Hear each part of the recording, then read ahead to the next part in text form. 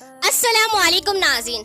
आज मैं नबी की बीवियां फिर भी जहन्नुमी, काफिरा, नाफरमान और जहन्नुम की हकदार बन गई। मेरी प्यारी बहनों, एक बड़ी हकीकत को समझो। दुनिया में किसी भी रिश्ते की बुनियाद ईमान और नेक अमल पर होती है, ना कि खून, नाता, शोहर के दर्जे पर। चाहे कोई औरत नबी की बीवी क्यों ना हो, अगर उसमें ईमान और इताअत नहीं है तो अल्लाह के यहाँ उसकी कोई हैसियत नहीं। कुरान का साफ पैगाम, ज़रबल्लाहु मसलन लिल्लज़ीना कफ़रू इम्रअता नूह व इम्रअता लूत कानता तहता अब्दैन मिन इबादिना सालिहैन फ़ख़नतहुमा फलम युगनिया अनहुमा मिनल्लाहि शैअन व क़ील दुख़ुलन नार मअद दाख़िलीन। अल्लाह ने उन लोगों के लिए जो काफिर हुए नूह की बीवी और लूत की बीवी की मिसाल बयान की है। वो दोनों हमारे नेक बंदों के निकाह में थी, मगर उन्होंने अपने शोहर के साथ खयानत की।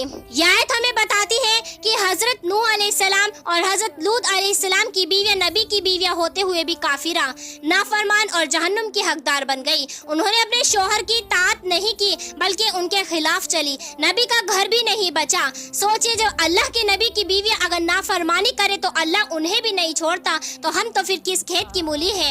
नबी की बीवियां होना कोई जन्नत की गारंटी नहीं थी, बल्कि ईमान और ताअत की असली कुंजी है।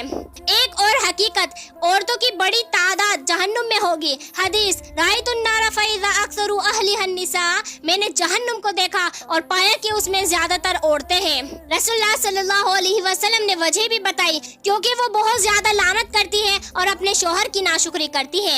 इनमें वो औरतें भी होगी जो शोहर की नाफरमानी, जबान की बदतमीजी और अहंकार में डूबी होगी।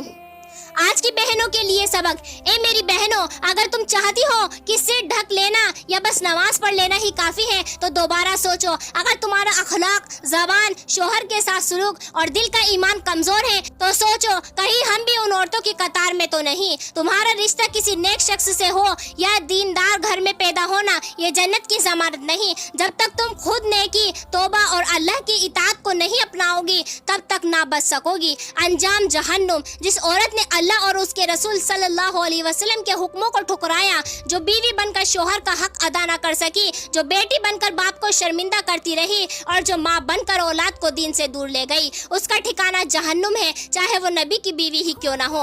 आखिरी बात, मेरी बहनों, इस वीडियो को दिल से सुनो, कानों से नहीं। खुद को बदलो, जबान को साफ रखो, शोहर और माँ बाप की खिदमत करो और उससे बढ़कर अल्लाह से सच्चा रिश्ता जोड़ो, क्योंकि जन्नत किसी रिश्ते की वजह से नहीं बल्कि ईमान और अमल की वजह से मिलेगी। इस जरूरी और आंखें खोल देने वाली वीडियो को तमाम मुसलमान बहनों और भाइयों तक पहुंचाओ, ताकि हम सब सीख सके कि नबी की बीवी होना काफी नहीं बल्कि नबी के रास्ते पर चलना जरूरी है। वाखिरु दावाना अनिल हम्दुलिल्लाहि रब्बिल